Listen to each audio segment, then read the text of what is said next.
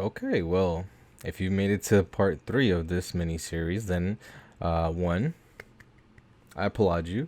I didn't think people would make it this far. If you have, then maybe you're starting to come around to the idea.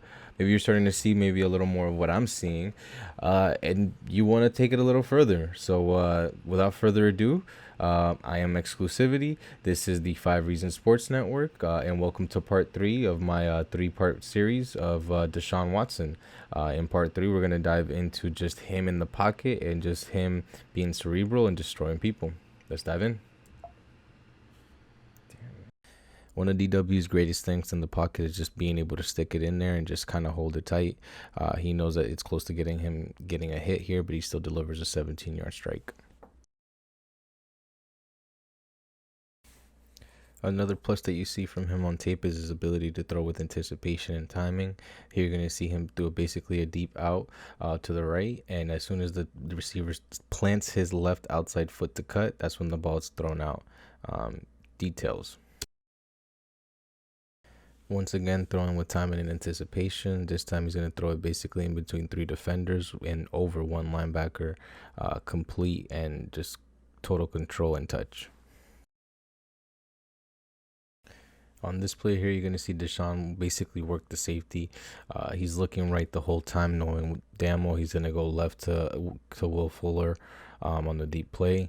It's just about getting the safety to commit as much as possible to the right, and then as soon as he got some, just pushing it out there for 53 yards.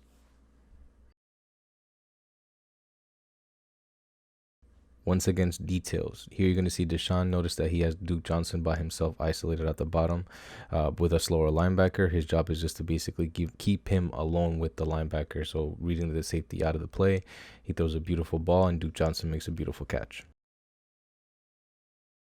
Three things here: timing, anticipation, and accuracy. As soon as Will Fuller plants his left foot, that's when the ball is out, and the ball is perfectly thrown into his hands for him to go upfield and make a couple extra yards. Here you're going to see Deshaun Watson put some air on this ball and put some touch into it.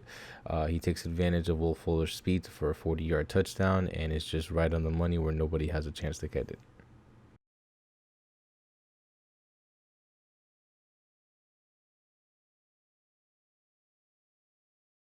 This next play here is a little bit of a trick play. You're gonna see the flea flicker.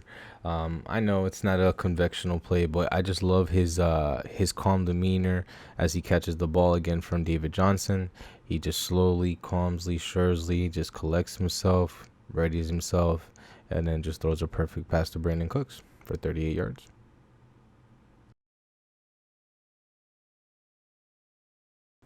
Those of you who have paid attention and watched part two, you're going to see a similar play to this as well. He just kind of drifts to his right before hitting a crosser and Brandon Cooks across the field. I love it because of the touch and the anticipation, and as well as the accuracy that you have to hit it to actually make this play work.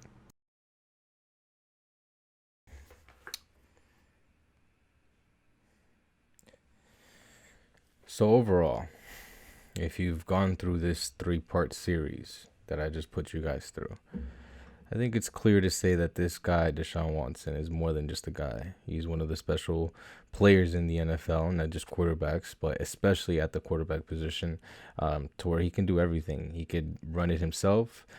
He could kill you on the run with his legs, or he could sit in the pocket and just completely dissect you.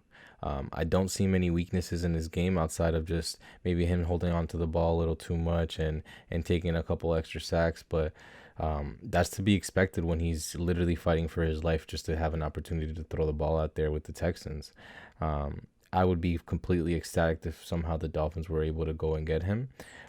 I don't know what the price would be. I think somewhere around 4 first round picks, whether you consider the number 3 overall pick, 2 first round picks, and then 2 another, and then you work off of that, or however it may be. I just think Deshaun Watson would radically, completely just change the Dolphins for not just this year, not for the next 5, but he's only 26, 25 years old. So this is a 10 plus year move if done right. And And I just think this is something that if the Dolphins are serious about competing, and Brian Flores is the guy who just doesn't care about popular opinion, he's gonna do his things his way. It doesn't strike me out of the norm for them to go out and really potentially see what the cost of Deshaun Watson would be, and potentially add him. Thank you guys for tuning into this. If you really enjoyed this, please comment, like, share, subscribe. It's all appreciated. And until next time, peace.